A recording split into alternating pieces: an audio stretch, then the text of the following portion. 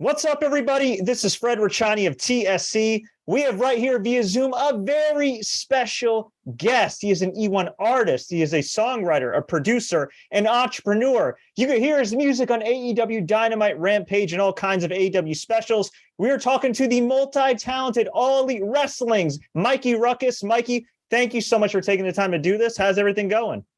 Great. I have to tell you, that was a fantastic intro. Thank you for that. You're very welcome. Listen, you do some kick-ass intros for the various wrestlers and personalities in AEW. Thought I'd try to return the favor just a little bit. So. Awesome. Oh, man. Well, before we dive into everything you're currently doing right now, it's hard to believe, looking back right now at the time we're recording this interview, 3 years of All Elite Wrestling. It's been 3 years since your life changed forever for the better. Can you just reflect a little bit on that and what this journey has been like for you? Yeah, it has been an amazing ride ever since I joined the company in May of 2019. It has been like riding a lightning bolt. We have been absolutely full steam ahead since go. We haven't really looked back. We have a bright future ahead of us. Things are broadening. Things are building steam even as we speak. And it's just been an amazing ride. I've learned a lot, not only about fans and interaction, but about presentation for live TV. There's a lot of things that you have theories of, and then when you're thrown into the fire, you learn along the way. So adjustments on the fly and just understanding and knowing that anything can change in a moment's notice. So just having that versatility and being thick-skinned enough to know, like, we got to go, we got to change, we got to move, we got to do this, we got to do that, and we have to do it now. So I have loved every single minute of it. I've learned more in the last 3 years than I learned in the last 10 previous. And that's just the way it is when you get to this level. And I'm very grateful for the opportunities. Of course, you work with somebody very hands-on in Tony Khan. How hands-on are the actual wrestlers themselves? We know some have like their own licensed music that they got from the indies, or that they just wanted to try and use that Tony's been cool and greenlighting with. But do you ever work with like an Adam Cole or another wrestler that's coming in and say, okay, what do you like, what do you don't like, and kind of collaborate? Yeah, so everything is a case-by-case basis. There's usually not a lot of time. So we have initial ideas, and then I go to work immediately. I've kind of learned in my workflow not to second guess anything. If I have the idea to do it, I put it down, and then we talk about it after the fact. Yeah. Again, there's been times where I would talk directly with the talent, and there's just the talent and I. There's times where it's just Tony and I. There's times where it's the three of us in a think tank, and we just kind of bounce ideas back and forth. Case in point, Claudio just came in and debuted, and Tony was very adamant about the 1812 Overture cover. Like, he wanted kind of like a rock cover to 1812 Overture. It would match kind of like the energy of the end of Caddyshack, but at the same time have a little bit more edge. It would be a callback to Claudio's time in Ring of Honor when he used the 1812 Overture there. And it would be a juxtaposition next to Bryan Danielson's theme, which is a hip-hop spin of Ride of the Valkyrie. So there was a lot that kind of went into it. Claudio was extremely receptive to it, and the three of us kind of bounced around ideas. And it kind of came to me, we had done a couple of passes, and I was like, you're looking for 1812 Overture meets Andrew WK. And Tony said, that's exactly what I'm looking for. And it was right in front of my face because the NHL had been running promos all week long with Party Hard. So I was like, well, that's it. So I slept on it and woke up the next day, had it done before lunchtime, and everybody was like, this is perfect. And we were good to go. So it's amazing to have those opportunities to kind of understand what we're looking for. I had somebody that's very close to our situation at AEW that said there's not many people that can run at the speed of Tony Khan. You are doing that. And that says a lot about your versatility. And it's like, I don't even think about it. My overall goal is to get the job done, make sure Tony's happy, make sure the talent's happy, and then everything else kind of falls into place after that. And it's definitely been falling into place. So, yeah, I mean, they run at a pretty fast pace. I mean, it's technically still a startup, right? 3 years in. So what's kind of like your average turnaround time for music if like a new superstar is debuting? The average is maybe a day or two. We've had a couple that have gone a little bit longer, maybe 4 or 5 days. But it's very rare. And I learned very early in pro wrestling and in TV, like, live TV is one thing. There's a lot of changes on the fly. Pro wrestling, there's a lot of changes on the fly. So when you take pro wrestling and you take live TV, there's a lot that could happen within the span of just, it's always the moniker card is always subject to change, right? So when you live by that moniker, you're always ready in case something happens. And a very prime example was our Halloween episode where the Elite was going to do a Squid Games presentation. We had the whole song done a couple of days before. We had done like a Squid Games inspired Elite theme for Kenny and the Bucks and Adam Cole. And 5:30, the night of the show, I get a call that the Squid Games idea had been axed and we needed a Ghostbuster style theme. And it was like, it's 5:30. The show airs at 8. I was stuck in traffic until a little bit after 6. So I had mapped the whole thing out in my head before I got home. I got the song done, had it delivered to the truck by 8:00. Kenny had it at 8:01. The truck had it at 8:03, and then it premiered at the end of the show for the main event of the show an hour later. So, those are the things that happen. It provides just amazing stories after the fact. You don't think about it when you're in the middle of it because you're trying to get it done, but it's like, that's what we do. So the average is maybe around a day or two, but it's been as quick as a couple of hours. That's pretty incredible. And you had mentioned earlier that the last 3 years you've learned more than you had in the previous 10. And you have just such an incredible story. You're a father, you're a grandfather, you're a husband, you're somebody that's really hardworking. You talked about your journey on TikTok, how you worked in retail. And in addition to that, on the side, did music for over a decade. How did you stay hungry? How did you stay motivated, even when some opportunities weren't coming in until you got to AEW? I had kind of developed a workflow. Initially it had started because I needed supplemental income. I was working as a salary manager for big box retail. And when you're in a store for 60, 70 hours a week, it doesn't really lend itself for you to go get a second part-time job to be able to clock in and clock out. So I just decided in 2010 that I was going to start making music. And I was kind of dabbling in music at the time. I had never done anything professionally that would bring in income.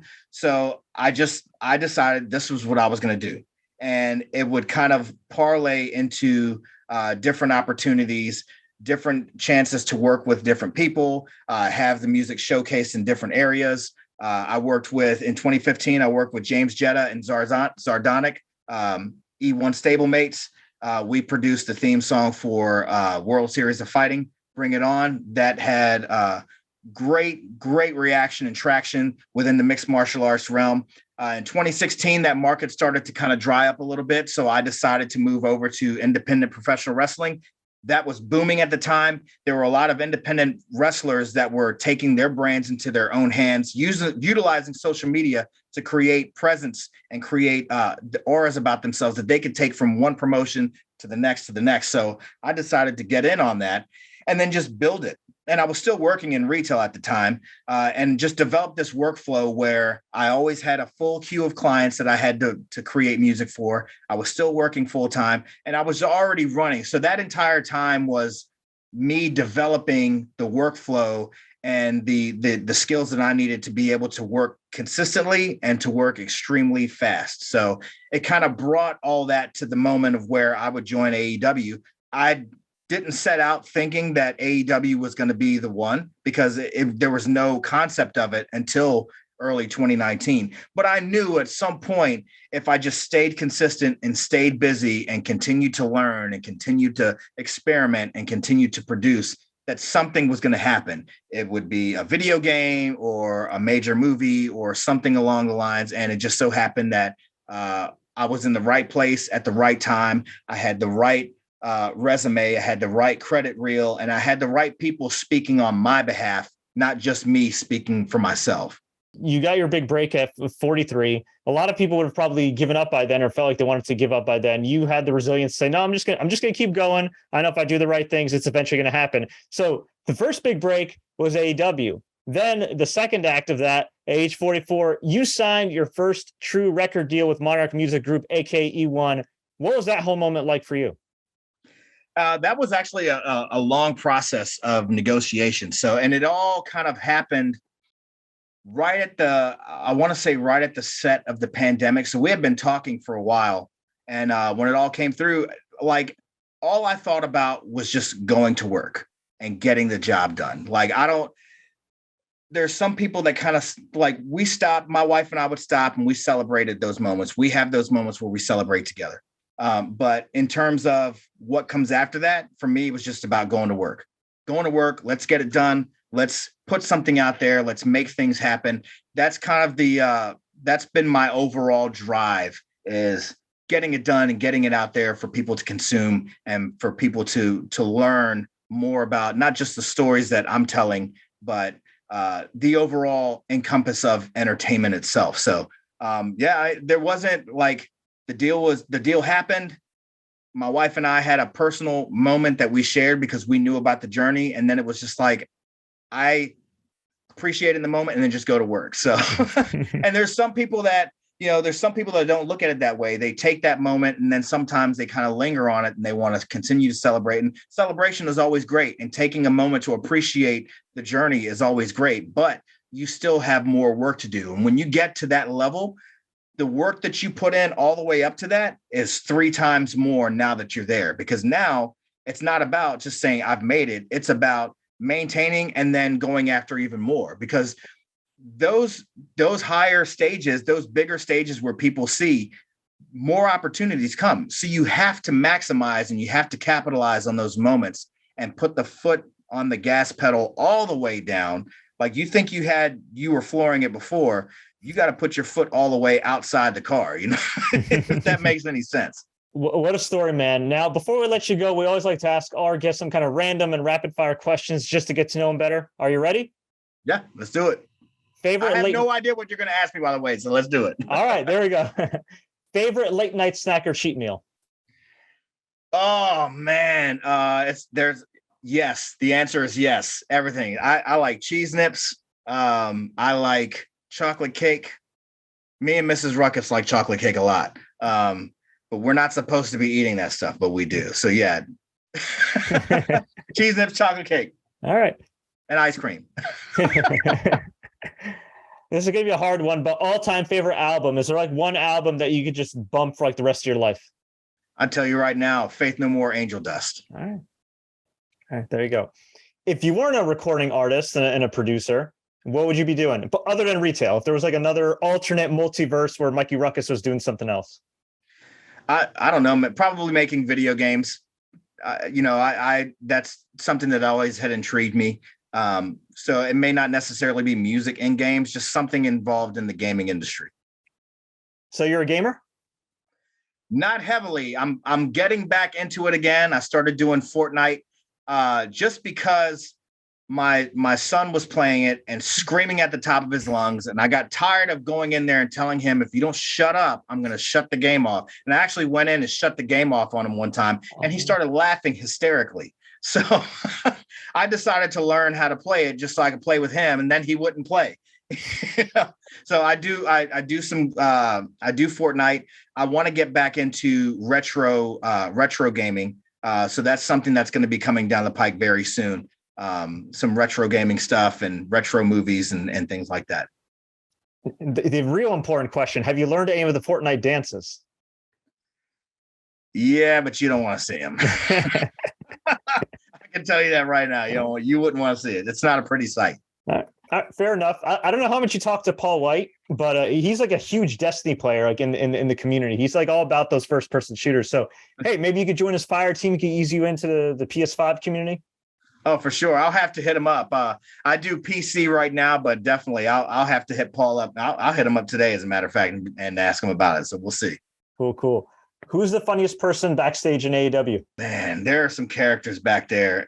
Hobbs has me like in stitches when I see him. Who else? There's a few. Hobbs, Danhausen's really funny.